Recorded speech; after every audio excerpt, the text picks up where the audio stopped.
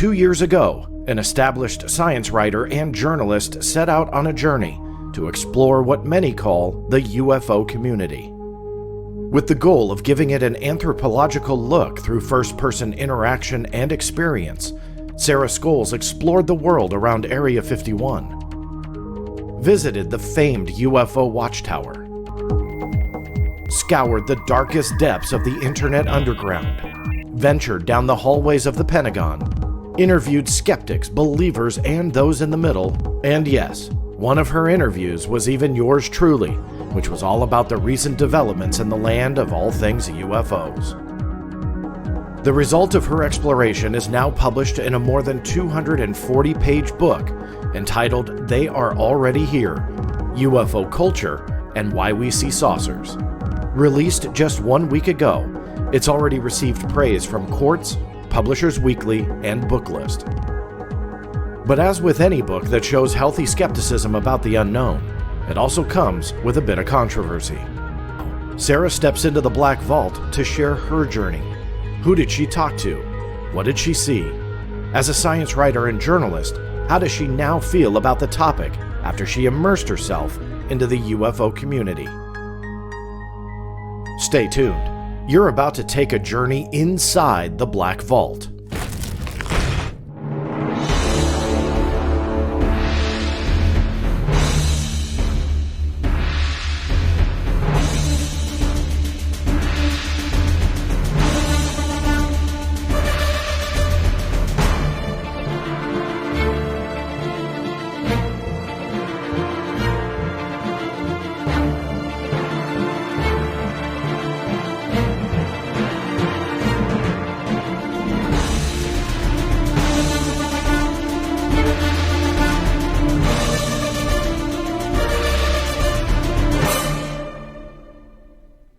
That's right, everybody. As always, thank you so much for tuning in and taking this journey inside the Black Vault with me.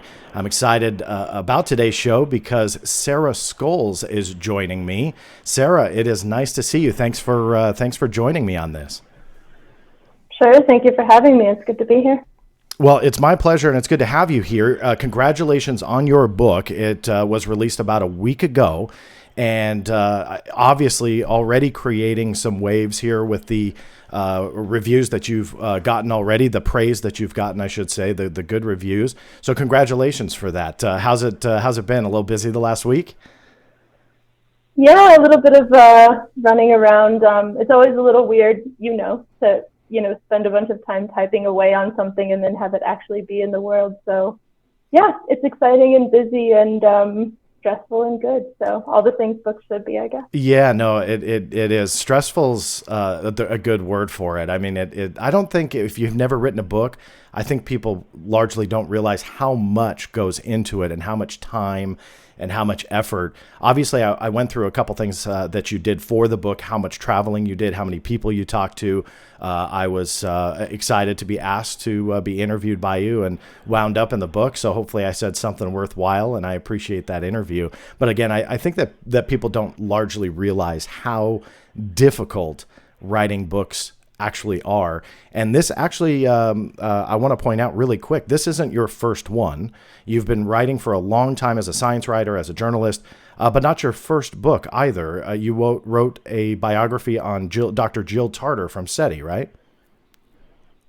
Yeah, I did. Yeah, a few years ago. It came out in 2017. Jill Tarter, who's the inspiration for the main character in the movie Contact, was like my childhood hero. And then when I thought about writing a book, I thought I wanted to get into the topic that had interested me most for the longest amount of time, which was SETI and the search for extraterrestrial intelligence. So that was super fun to work on, and also exciting and busy and stressful and all the other stuff like this one. I got to work with the SETI Institute on a couple shows I had produced for History Channel and Discovery Channel. And one of my biggest regrets, even though I didn't have any control over it, is I never got to meet Dr. Tarter. Obviously got to meet Dr. Seth Shostak, who's been a guest on this show, quite a few other amazing scientists up there. And I think in kind of like the UFO world, which I know we're going to be getting into with your newest book, but I think they get very much a bad rap, and I don't think it's deserved. I have a lot of respect for them up there. I've said it quite a bit. I know that, again, they get a little bit of a bad rap, but I've always regretted not being able to meet Dr. Tarter, so I'm a little jealous that you got to spend so much time with her. I watched an on-stage presentation that you guys did together, like a Q&A session, and then I saw Dr. Shostak was the one that I believe hosted that, so very cool. Congratulations on that as well, because it's a very fascinating topic that I think people very much underestimate. One last thing I want to kind of point out about your background so people understand that you didn't just dive into the UFO community and write a book about it. You have a very amazing and eclectic background when it comes to an intellectual infrastructure on understanding a lot of this stuff. Not only, and I'm going to read it so I don't screw this up, but your work has appeared in Wired, Popular Science, Slate, Scientific American, The Washington Post, The Atlantic, Motherboard. So you're writing for quite a few different mainstream publications. You were an associate editor for Astronomy Magazine. You were a public education officer at the National Radio Astronomy Observatory in West Virginia. You have an MFA in creative writing and from Cornell, and you have a BA in astrophysics from Agnes Scott College. Why I want to point that out is because you obviously have a background in these topics. And so you have that science background, not only as a writer, but then starting to tackle the UFO topic a little bit. So let me kind of dig in a little bit if I can. Why did you go from essentially writing about those more hardcore textbook scientific articles and then lean towards the UFO topic here in the last couple of years, because you've written a few articles on UFOs. How did you bridge that? Where did that come from? Yeah, it started a little bit before even the UFO part of it, I would say, where for a while I was writing mostly hard science news, astronomy news, physics news, stuff like that. And then I started to get more interested in the people and processes and kind of the stories behind the story of, how did people discover this neutron star, or what were the policies behind the creation of this radio telescope or something. And so in a lot of ways, meta science or narrative science, stuff like that. And so then I really didn't think very much about UFOs until December 2017, like I think a lot of people. And then I read the famous and infamous New York Times article and I was fascinated by it. I thought it was really amazing sounding, and I also had some doubts. So then I just kind of started to point by point try to get evidence to support or evidence to refute the things that were in that article. And kind of in the early process of that, I started to meet people. I hadn't met you yet back then, but I started to interview people who had been researching UFOs for much longer. I mean, I was a total new kid on the block. And when I started talking to people, I realized that there was this whole world of knowledge that I hadn't had access to or interest in before this. And I became really interested in what it was like from kind of the same perspective that I'd started looking at traditional science. Did you have a idea about UFOs at that time in December of 2017 when you read the New York Times article? I mean, did you have any preconceived notions? Did you say, hey, this is all bunk, or you've been fascinated since you were a kid? I mean, what was your background in it, if any? Sure. I mean, I think I took the traditional take that a lot of scientists have, which I don't agree with now after doing this reporting, which is just to totally dismiss it, basically, to start with, and to say, that there's no way that these reports are true, and so I really have no interest in it. And so I just really, I had that conclusion about it without having any evidence about it, which I would say now was not very scientific of me. And so it took a little bit for me to get over that, and also to when I started telling people that I was working on this book about UFOs after I had been writing about the Large Hadron Collider or whatever it was, it took a little bit for me to get over myself, which I think is important for people coming from my world to admit, probably. So I want to get into, I don't want to jump the gun, but you said something really interesting, that you had what it sounds like, and correct me if I'm wrong, a preconceived notion to just dismiss it. But then as time went on, you realized what? Was there more to it, or did you just maybe gain respect for it but still don't believe the phenomena is real? How did that shift as you were researching the New York Times article, but then also your book? Yeah, I think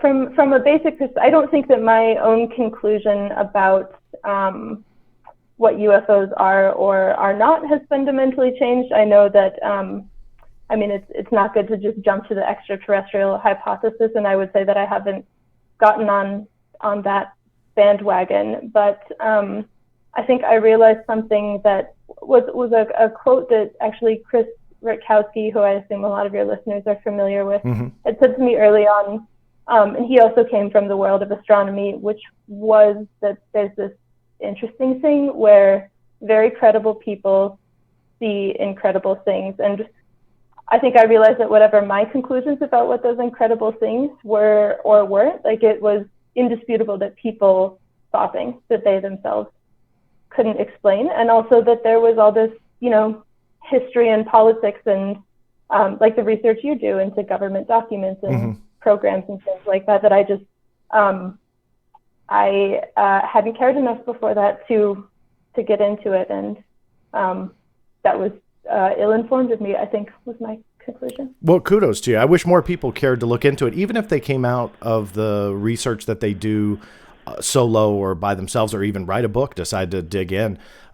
Even if they come out the other end saying, no, I don't believe in it. I have a lot of respect for people who do dig in for themselves and discover those answers. So again, kudos to you, because even though we may not fully agree on the topic, I know from talking to you and being somebody that you really spent a lot of time and care and genuine interest. I mean, I've done quite a few interviews in the last 23 years. And that person, they're like, okay, question one, what do you think of this? And then, they scribble some notes and then they go on and do an article about something else the next day. And I will say this from personal firsthand experience, you cared about what I was telling you, And so I can only speak for myself on this because I'm not sure how all the other conversations went. But I wish there were more journalists like you that took the time. Again, it doesn't matter what you conclude in the end, but the fact that you did the work and really showed it respect. I in turn respect that. I want to ask you about the ATIP topic, because that's obviously what got you into this, and you're not alone, not only from a journalistic standpoint, but there's a lot of people that we would say in the UFO community, pretty much they think ufology started in 2017, and even though that frustrates me, it is what it is. But there's a lot of people that have come aboard looking at this in different angles. After you read that New York Times article prior to deciding to do your book, did you feel that they were spot on with that story? Or what did you start to see unfold as you started picking it apart and trying to essentially fact check for yourself? Yeah, I started to see what I saw as some holes in not necessarily the evidence that the writers had, because I still don't know what documents or information they had access to, but holes in what we, the readers, had to be able to prove to ourselves that what they were saying was true. Things like the line in the story about altering buildings in Las Vegas to be able to house and research materials from crashed UAP. I noticed in a sentence like that the evidence that they had in the story was just that someone said that. Yeah. And yeah, where is the evidence on that? I don't have a way to verify that, right? But the biggest thing for me was talking to the Pentagon, and I really started to be suspicious of the story when I did go talk to Major Audricia Harris, who I know you spoke to also. I actually went there before I published the first story that I wrote about it and talked to her in person. They let me in, which is pretty cool. And she was very adamant that they had not released the 2 videos that had come along with the story, and that started my, spidey senses tingling. And we all know that people in the federal government, better than anyone, are able to use kind of weaselly language to not be totally clear about what they're saying. So it wasn't really clear to me for a long time what she meant by that. But yeah, those were kind of the things that got me starting to think like maybe this is something that I want to dig into a little deeper. And so really quick, so you physically went to the Pentagon and met with Major Harris, who I believe now is a lieutenant colonel. So kudos to her for for her promotions. But at the time, Major Harris, so you went to the Pentagon to meet her? I did. Yeah. It was too fast a turnaround for a magazine budget to be able to send me there. So I had a new airline credit card with a bunch of points miles. So I just went and lost all my points. But wow. You know what? That's another point that you care to actually go and speak to someone face to face. I believe, I don't remember when we actually first met, but you were pursuing a story angle that obviously I was really intrigued by also, that Major Harris was saying, I didn't get to go to the Pentagon, sadly, I'd love to go, but that the videos just weren't released, as you just said. Obviously, the red flags for people who were looking at that just were starting to fly at that point. Did you ever get the indication when it came to that the Pentagon or Major Harris or just the government as a whole was not being honest about that aspect to it? No, I stand by that aspect right now. I think that it's a little unclear what everybody means by release, and what someone in the Pentagon means when they say we released or didn't release is maybe different from what the dictionary definition is. Mm-hmm. But what she told me from the beginning was that those videos had gone through part of the pre-publication and security review, mm-hmm. but had not been authorized for public release like they would need to be if they were to be officially released to the media. And as far as the documentation I've seen, that to me appears to hold up today. Yeah, and they haven't wavered on that. They have wavered on did ATIP study UFOs? And from what I understand, if the Pentagon will ever get back to any of us, that there are more statements coming, but we have no idea what they are. I know Vice News, MJ Banias has talked about that. I know Tim McMillan has talked about that, all journalists, freelance, and so on. We're all hearing that more statements are coming, but we have no idea when. But to the videos, yeah, they have not wavered on that at all. What other discrepancies did you see as you were continuing to dig into the story? Another one that seems to both hold up and still be confusing is Luis Elizondo's role in the program, which that was one of the things I set out trying to confirm with the Pentagon from the beginning. And while they would always confirm that he worked for the Defense Department, they wouldn't ever say to me that he had worked for this program or been the director of this program. And since then, they've come out and said that he had no responsibilities related to the program. He disputes that. And, when we have these conflicting statements, it's hard to know where things stand. And that seemed, and I mean, yeah. You were talking about how they pick and choose their words. That really seemed like they were picking and choosing their words as time went on. At first they said there were no responsibilities, and then later added assigned responsibilities. And I don't. At this point, I have no idea what to believe. I've said that a couple times now. I don't know what to believe. As a journalist, what does your gut tell you, if I may ask? Yeah, I mean, it's hard with that, and with the does it study UAP, does it not study UAP, which is one of the other things I was trying to get to the bottom of, and gotten full 360 on answers, I think. And my gut doesn't have a conclusion about what it all means exactly, except that I think, they surely by now have the ability to clear it up on either side. The people at To the Stars Academy could clear it up, or the Pentagon could clear it up.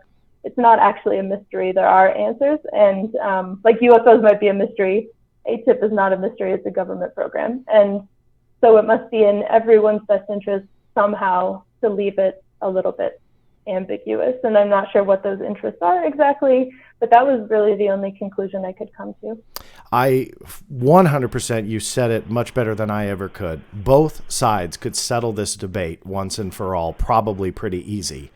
And that also boggles my mind is why not? And the where I'm left is very much where you are. I have no idea anymore. You know, ask me a year ago, I would have started placing bets in Vegas on certain things going the way that I thought they were. And hey, you know, when you're wrong, thinking that you have it figured out happens in ufology all the time. But at this point, I mean, Mr. Elizondo told me he believes that by the end of this year, it will be cleared up. I don't know what that means. That would be great. Yeah, I'm with you, but it's just one of those, like, I have no idea what that means. Now, for the audience, too, because I want to point this out, I'm not just asking Sarah questions about ATIP out of the blue just because, you know, it makes it seem like I'm trying to pick on them. Sarah goes into great detail about her research into ATIP and all of these issues in her book, along with a lot of other stuff as well. So I don't want anybody to think I'm coming out of left field, just starting to you know, pick your brain on that. So with evidence, obviously you come from a scientific background. How important is it to you, again, with that scientific background and also a journalist, to have hardcore evidence that seems to be lacking on some of these stories, i.e. there's a hangar in Las Vegas that was specially modified to house pieces of UFOs, and then they go on to something else with no evidence. How important is that hardcore evidence to this story?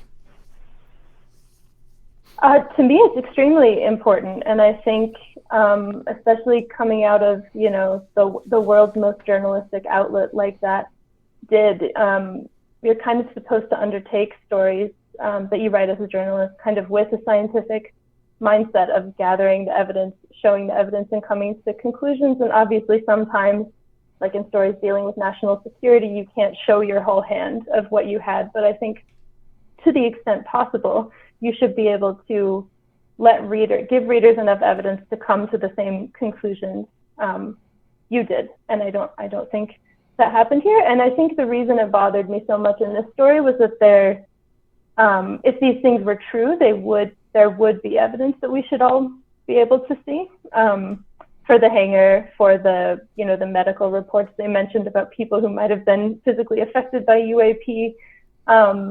And even for things like the videos where I can't remember if it was actually in the original story or not, but at least in some of the follow-up reporting that there was radar data. And obviously that's going to probably have some classification on it, but there is hard data. And so when you can't access that, it's frustrating to me at least. Do you think your background kind of getting immersed in the SETI world prior to the UFO world, do you think that played a role in your views on UFOs, or did you just tackle this with a fresh start, seeing what you could find? That's a good question. The people in SETI, with exceptions, I think, like Seth Shostak, who I know you've had on, a lot of times like to try to distance themselves from UFOs just because sometimes it's harder to get funding for your work if you're associated with things that other people associate with fringiness or something.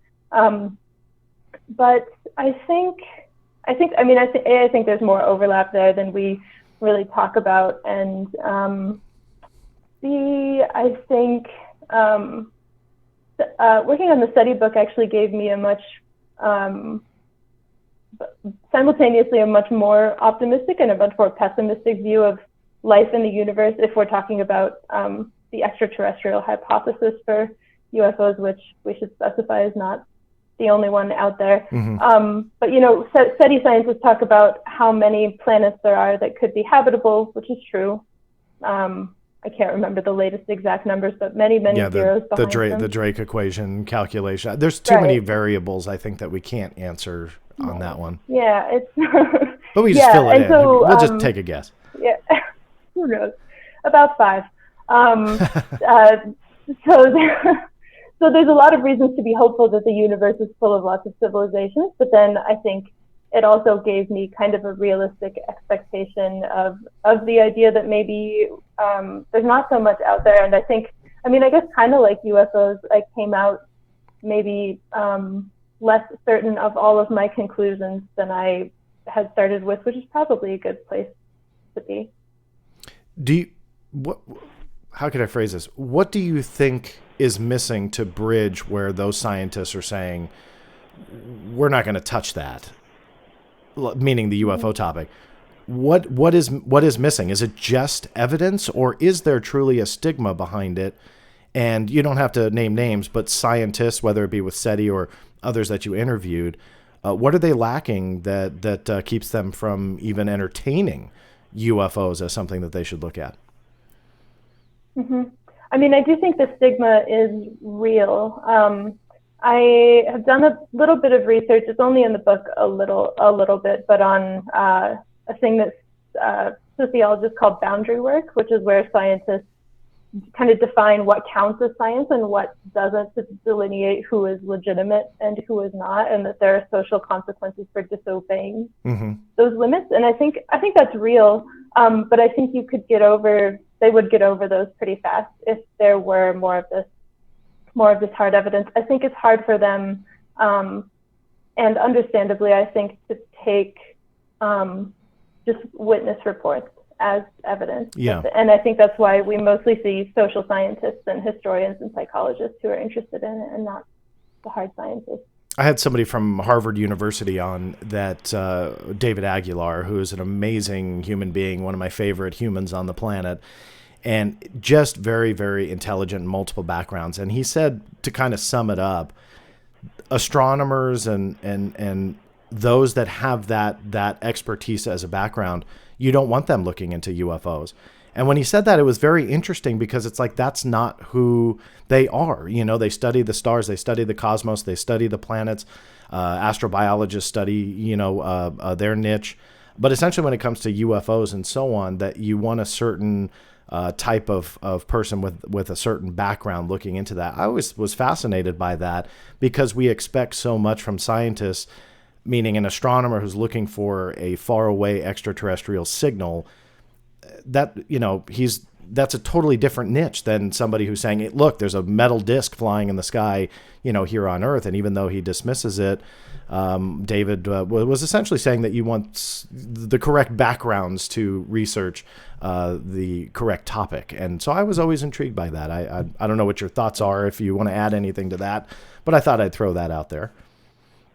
Yeah, no, I should probably go listen to that interview. And I hadn't thought about it in exactly that way, but it definitely makes sense. Yeah. A UFO is not going to be a bunch of photons in a telescope, which is what astronomers deal with, and he's very right about that. Yeah. I don't know who does have the right background. Did he have ideas for who does have the right background? I'm not sure. I'm looking at your doggie in the background. I don't know if it's actually no. That's he or she. She. Yeah. She, very, very cute. She put her head down right on the couch. It's very, very cute. I love my cat has made appearances. Some people have noticed, some have not. Behind me, he's opened the door. I'm an animal person, so I had to point that out. Okay. Yeah. So she wanted to get famous on your podcast. That's right. Well, she is just peeking around your shoulder. I love it. So she's right on. So with SETI, kind of moving on from SETI, but keeping with the scientific background, I should. I kind of lost my train of thought of where I wanted to go, because your dog threw me off. So let me no, that's okay. That's okay. Let me switch gears a little bit. You obviously, in your book, you not only talked about your research into ATIP, scientific evidence, and so on and so forth, but you did a lot of traveling. I know you went to Area 51. Was that tied into the Storm Area 51 movement? Is that when you went out there? No, actually, I did go out there for that, but I had already turned the draft of the book in when that happened. So this trip that's in the book was from October 2018. So what were you aiming to find out there? I mean, for those who've never been there, I have. It's a whole lot of nothing surrounded by cows. You just, I don't know if it's still that way. It's been years since I went out there, but you literally run into cows in the middle of nowhere. But you get to a fence, you can't go anywhere. You get to a sign, you can't go anywhere. What was your intent? Did you just try and camp out to see something, or what were you looking for? Yeah, I wanted to camp out and see if I saw something. I wanted to go to the town and meet. In the book, I talk about a guy named York Arnu who runs the Dreamland Resort website. So I just kind of wanted to get a feel for the place, and I didn't necessarily expect to see anything. I thought I might just be camping for a few days, which was also fine with me. But I mean, yeah, it is a little underwhelming. I definitely almost hit a cow with my car in the dark. Oh, so they're still roaming around out there, and oh yeah, very much. Yeah, but I mean, it's not even an exciting gate necessarily, right? Yeah. It's just a gate. I'm sure it would get exciting if you tried to cross it, but you know, we did see stuff. Actually, we saw some flare exercises, which I had never seen before, and so made me understand why people report those as flying saucers a lot, because they absolutely look like flying saucers. And we saw some kind of fleet of something, this like matrix of dots in the sky that was arranged in a very linear pattern, and all moved in unison, kind of appeared out of nowhere and then disappeared. So it was fun. I didn't learn any government secrets, but well, let me back you up. The flare one I kind of understand was maybe cool to see, but explainable. So you saw a formation of objects. Was it high? Was it low? Do you feel that it was just a test of or a flight pattern of something from Area 51, or was this well above, a satellite string? What was it? No, it was definitely suborbital, but pretty high, I think, based on the size of the lights. But yeah, it was kind of just rows and columns of a lot of little tiny white blinking lights that all moved together, and they would just kind of appear, and then they would be there for a while, all moving in unison and going away. And Jorg Arnu, the Dreamland Resort guy, suggested that these were maybe a fleet of drones flying in formation, but I don't know that. So you saw a UFO, is what you're saying? Multiple. Those were UFOs. A fleet of UFOs. Perfect. See, I didn't know that you had seen that. Was the trip that you went for your book, though? Yes. And is that in your book? Yeah, when I went. Yes. Okay. I went through as much as I could before the show. I just got it a couple days ago, but obviously didn't read that section, and I had to see if that was in there. So very, very cool. That's awesome. I'm not saying that's ET, by the way. I'm just saying that's cool that you saw some stuff out there, because I did not see anything. No. I got intimidated out by the camo dudes in an SUV, but other than that, I didn't see anything. What else? Where else did you travel for this book? Let's see, I went to the International UFO Congress outside of Phoenix, went to the Roswell UFO Festival. I went a few times to the UFO Watchtower in Colorado, and then to Sunspot, New Mexico. The UFO Watch, not to interrupt you, the UFO Watchtower, for those who don't know, can you explain exactly what that is? Sure. It's a small tourist attraction in a place called the San Luis Valley, which is about 3 hours from Denver. It's this very large valley surrounded by two very large sub-mountain ranges, and it has very strange sand dunes right up against the mountains that look like they don't belong there at all. And then kind of right across the highway from those is a place called the UFO Watchtower, which was a place built by a rancher who was not a UFO believer at all at first, and just needed to pay her mortgage, and heard that people saw a lot of UFOs, so just built this platform and campground where people could come watch UFOs. And then gradually, she became a believer, and she gathered a lot of sightings in the sightings book, created a little museum, and it's kind of a community gathering place, and a gathering place for interested people in UFOs who kind of come in off the highway. And going to all those conferences, I've spoken at quite a few of them, and it can be an experience. Sometimes you meet a former NASA, engineer or scientist. Other times you meet someone who says that they've gone to Venus, and it's like this eclectic crowd of people. What was your experience like? Yeah, pretty much exactly like that. Yeah. The International UFO Congress was the first one I went to, and I went in February 2018, so just right after I started looking into UFOs and ufology at all. And I think before I went, I didn't really have a sense of the diversity of opinions out there that yeah, I think there was even a talk by a former NASA engineer while I was there. And then there were also people who wanted to help connect me to the exopolitical people who could, I don't know, but just varying degrees of belief and evidence and skepticism and all that. And yeah, it was interesting to me that everybody came together at this place and mostly got along, which I think is great. And I don't want to label you, but can I call you a skeptic? I mean, is that safe to say? I think is the right word. I don't want to offend you if that's not the right word.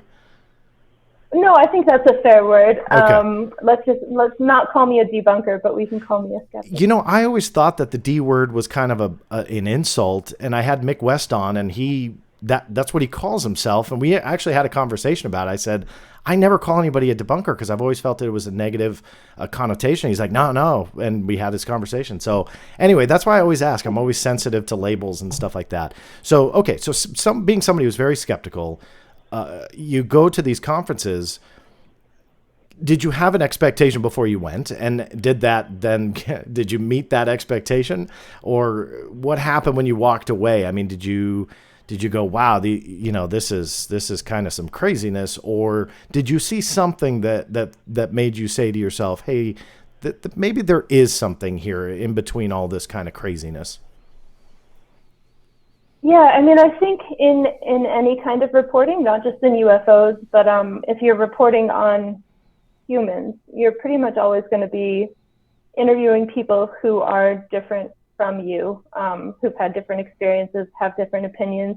And I try to go into all of it, whether I'm talking about like a physics professor or someone who says they live in an underground alien army base. Just going into it in good faith, and wanting to listen to and like value their experience, even if it's different than mine, because I'm just a person also. And so I'm losing track of what the question was. Well, just like how you walked away from it, like how after meeting everybody, was there any sliver of anything that made you think there's really something to this, but you got to weed through the craziness? Or did you just say, hey, look, these are probably genuine people interested in something, but there's nothing there? I don't think I had come to a conclusion as far as is it there-ness or not, but I did find everyone, at least in every audience member in general, attendee, to be very genuine and sincere. And what really stuck out to me, especially, I mean, at this point, it had been like a month and a half since I had started looking into this at all, that whatever I had thought about UFOs before, that people saw them and they affected people very deeply. And it wasn't just a few people, it was a lot of people. And so it was there as some kind of a phenomenon, whether I knew anything about what that was or not. And even if it was all misidentifications, like that doesn't really affect someone's experience of what it is if they can't identify it. So, yeah. You're one of the rare people that have had a lot of interaction with the government on a topic like this. I mean, a lot of journalists, I call it copy and paste journalism. We saw it especially in December of 2017, where, they essentially quote the New York Times, but they didn't do a lot of original research for their articles. You were different. You really kind of dug in. With your dealings with the government, can you talk to me a little bit about that? I would say, I hope you would agree with this, but the decades long of the government just kind of dismissing this topic and really kind of getting caught with their foot in their mouth a couple times. Do you have an idea of why that keeps happening? I mean, some things seem legit that they talk about. Other things, it's like, especially when they backtrack and change their press statements. Do you have any thoughts or theories on why they keep getting kind of caught up in this mess? Yeah, I mean, I think, I don't know exactly for now, but I know, in the past, they haven't wanted to betray all of their interests or the sorts or what was motivating their interest because they didn't want people to give it more legitimacy. They wanted to delegitimize it. And so if people knew that they were paying attention, well, then if the government's paying attention, we should pay attention. And so, I mean, usually what happened in the past is happening now also. So chances are some version of that is true right now. And I think, I mean, what's hard for me to tell from the outside is how much of the obfuscation is just governments being governments, and they like to overclassify things and make things more secret than they need to be. And so it's hard for me to tell whether this is just more of the same or whether there's something more to it. But I mean, you document in your own book the links that they've gone to keep things quiet, and it is a good question why. Somebody else will have to write that book. I struggle with it a lot because it's a very dangerous position to just immediately assume the government is lying to you when they talk to you. That's a very dangerous thing to say, even though I have devoted much of my life to investigating secrets and catching the government in lies. It's just a dangerous area to go to, and a lot of people do, and I don't recommend that. But the fact remains is that they do essentially lie sometimes about this topic, whether it be intentionally, whether it be malicious, whether it be just on accident. You know, we can put up arguments for both sides, but regardless, they're kind of in this mess.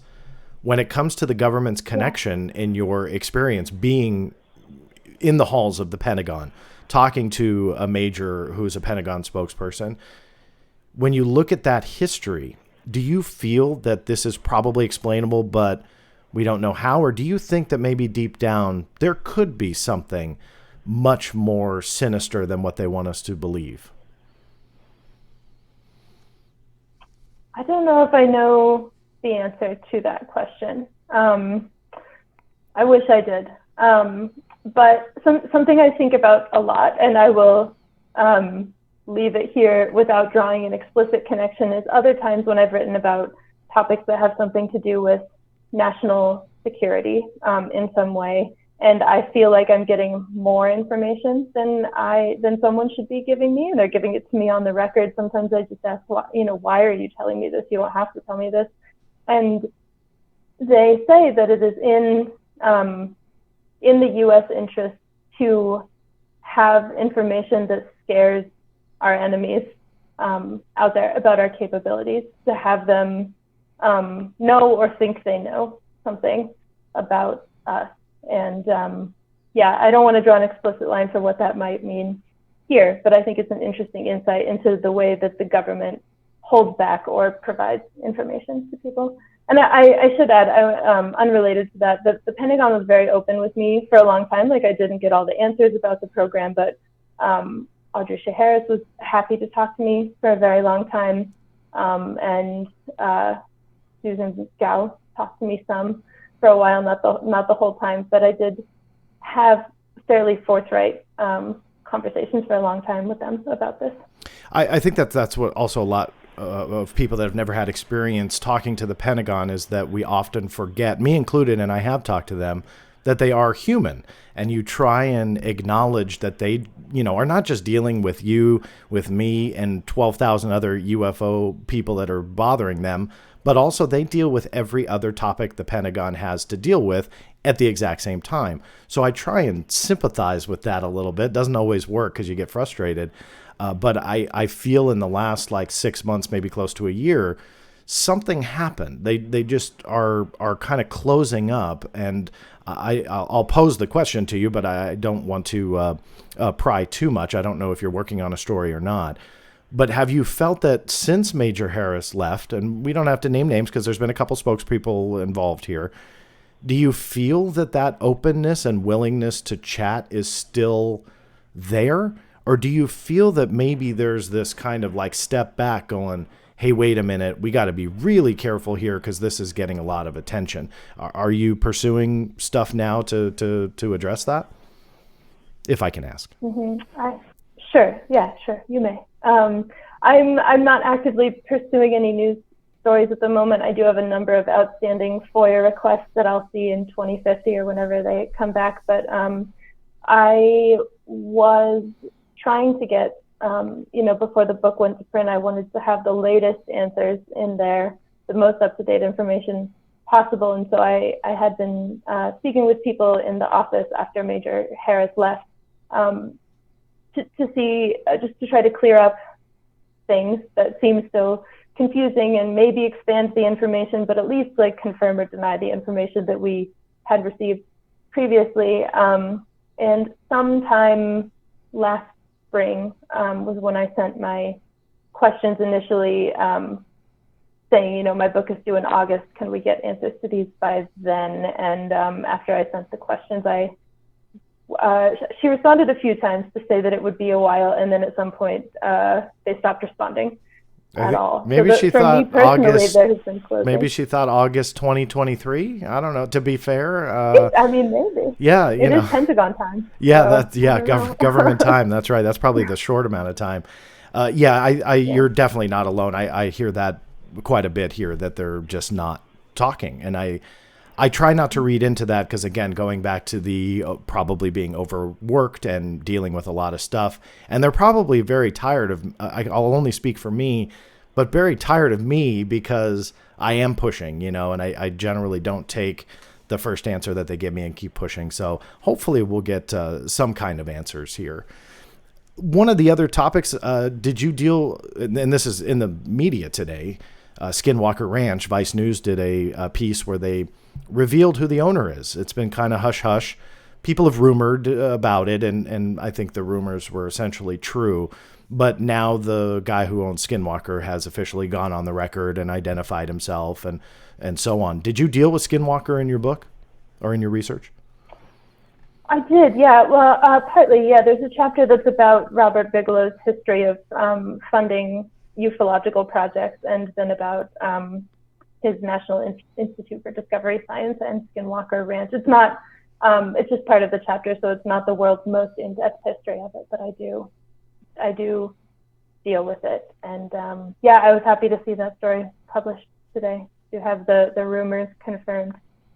It'll be interesting to see what happens there. In the research that you did do, did you find connections between Skinwalker Ranch and ATIP? Because obviously that has been in the media a lot as well, but very controversial and disputed on whether or not it truly played a role or a small role, or it was the epicenter for ATIP, which I've seen that as well. Any thoughts on that, on what you had discovered?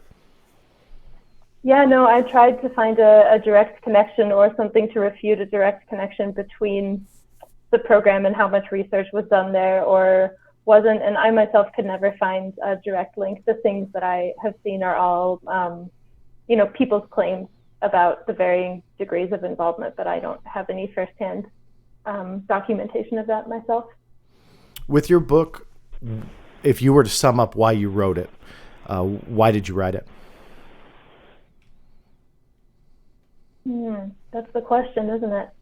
Why do we write any of these books? They're too hard. Right. I think after I saw the ATIP story, I saw UFOs coming back into the news cycle in a way that I haven't seen, at least in my adult life.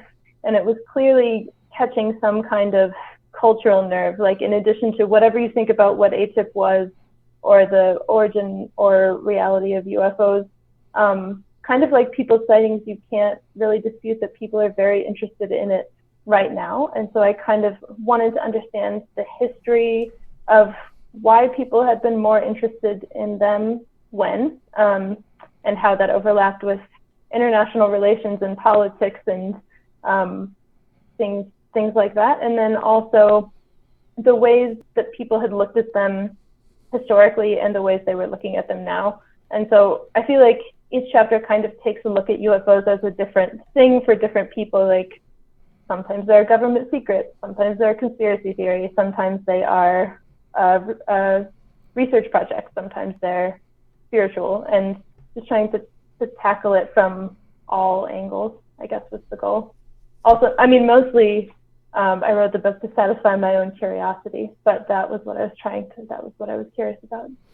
So far, how has the reaction been? Obviously, you've gotten a lot of praise from the professional reviewers. I went over a couple in the introduction. But obviously the Twitterverse and social media platforms are across the board. It's not for the lighthearted when you start reading what people throw at you. And what has the reaction been? And are you surprised, excited, let down? How do you feel so far?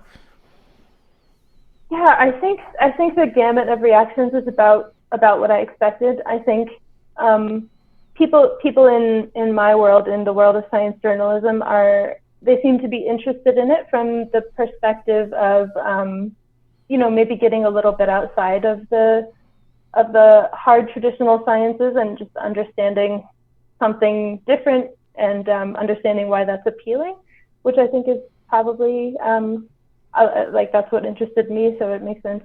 And I feel like of the people who I interviewed and spoke to for the book, I think most people feel that they were portrayed accurately, or all people who I've spoken to. Maybe I have yet to hear from some. And then, there's the usual Twitter controversies of there's a lot of not liking the book on UFO Twitter, but because I had written UFO articles before, I kind of knew that going in. The people that throw the harshest criticism, I guarantee, are the ones that don't read what you wrote. They just have these preconceived notions. I get that a lot myself, and saw someone throw some pretty harsh criticism my way for an interview I did, and openly admitted he didn't even listen to it. And it's like, well, wait a minute, why are you criticizing if you didn't even listen? So I'm always sympathetic for those to those that just get bombarded by kind of some silliness. There was one post that I had read, and I had sent it to you because I wanted to, with respectfully razz you a little bit, that there was an article that came out, and the quote was, and I'm going to read it here: "UFO belief," Scoles writes, "is not just similar to religion, it is one. It is a New Age religion," she writes. "It's not a science. It's not a hobby. It's a faith system." Now, that's okay if you were to feel that way. I would respectfully disagree. We'd have a conversation.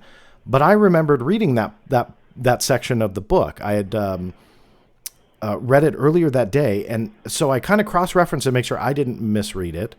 And then I wrote you about it and said, okay, is this accurate?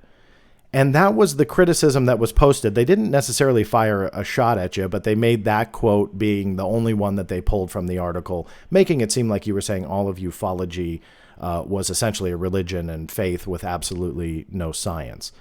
Can I ask, is that how you feel, or was that maybe a little bit misconstrued?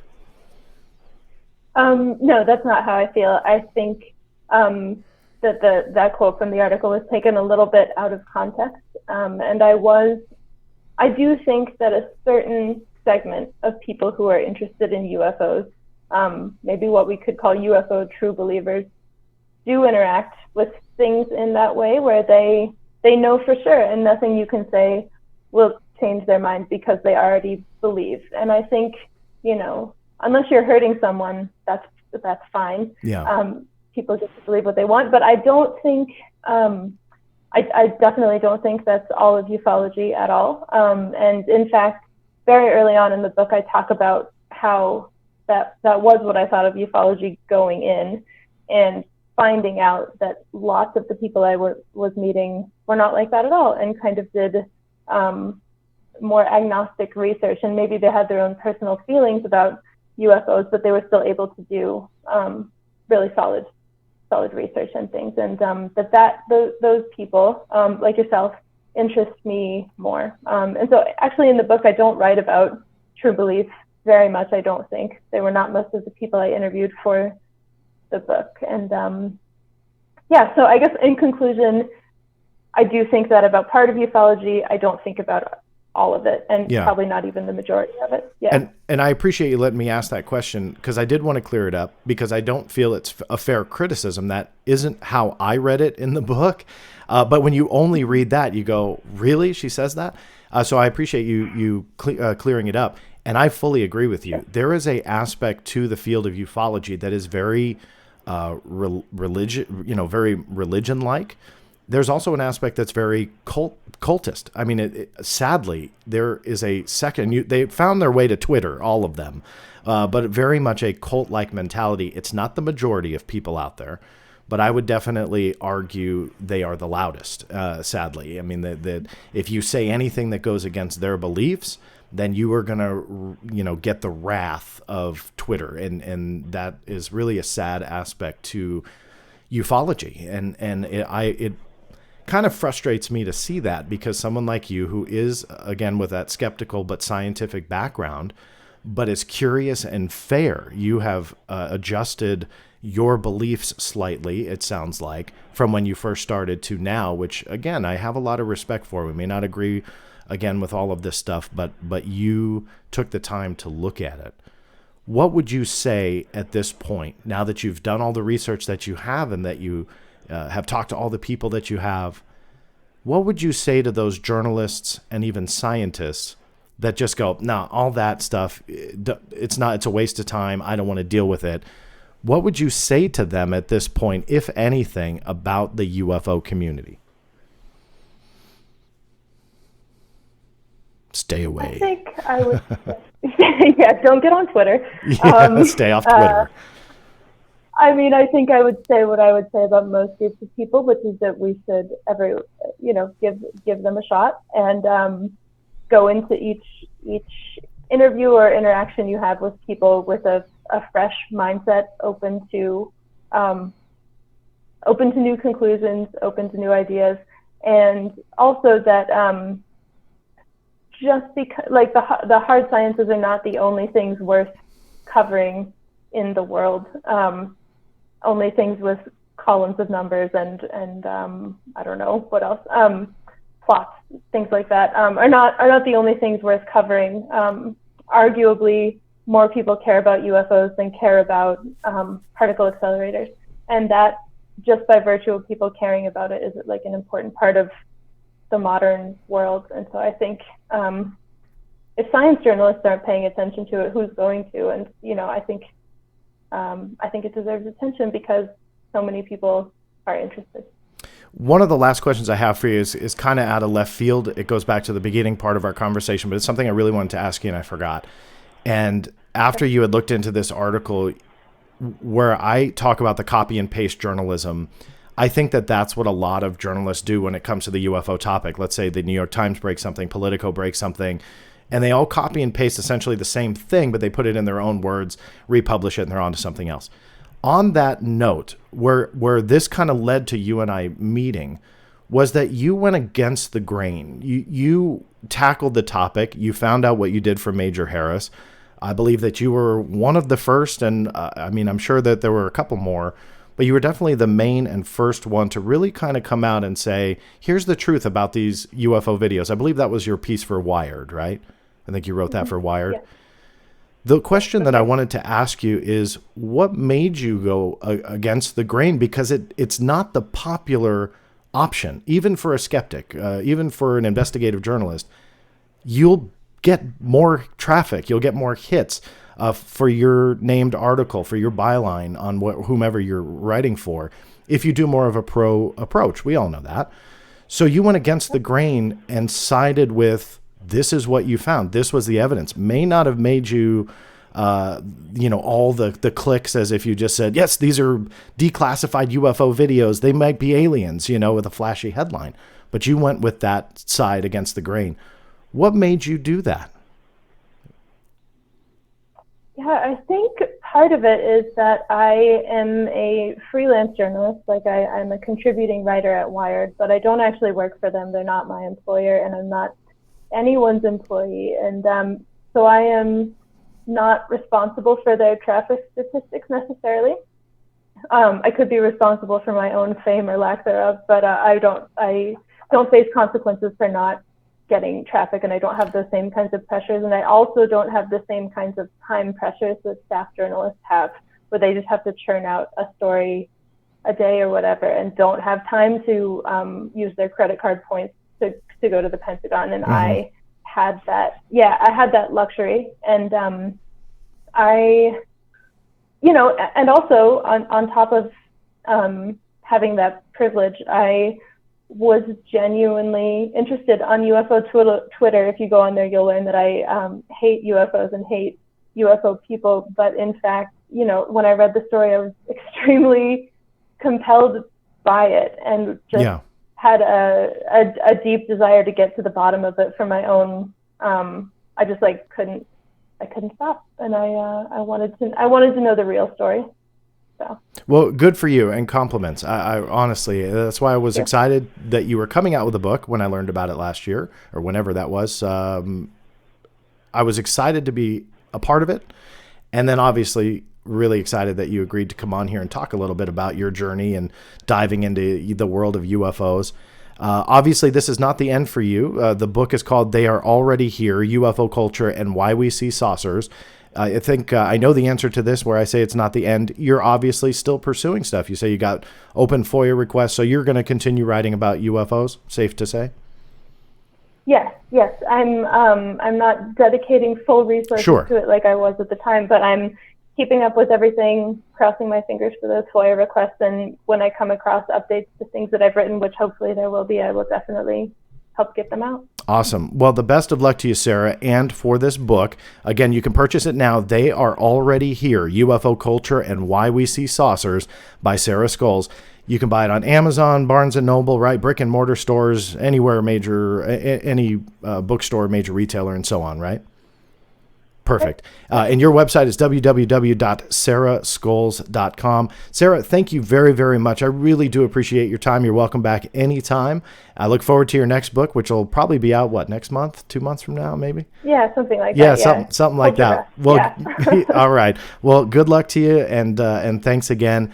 And obviously, for those who are watching live, thanks for joining me on the live show. If you didn't know that we broadcast some of these interviews live, you can subscribe to the YouTube channel. It is absolutely free at www.theblackvault.com/live.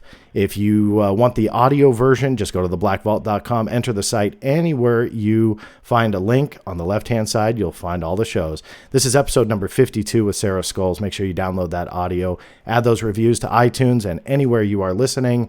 And Sarah, thanks again. Thank you all for listening. This is John Greenwald Jr. signing off. We'll see you next time.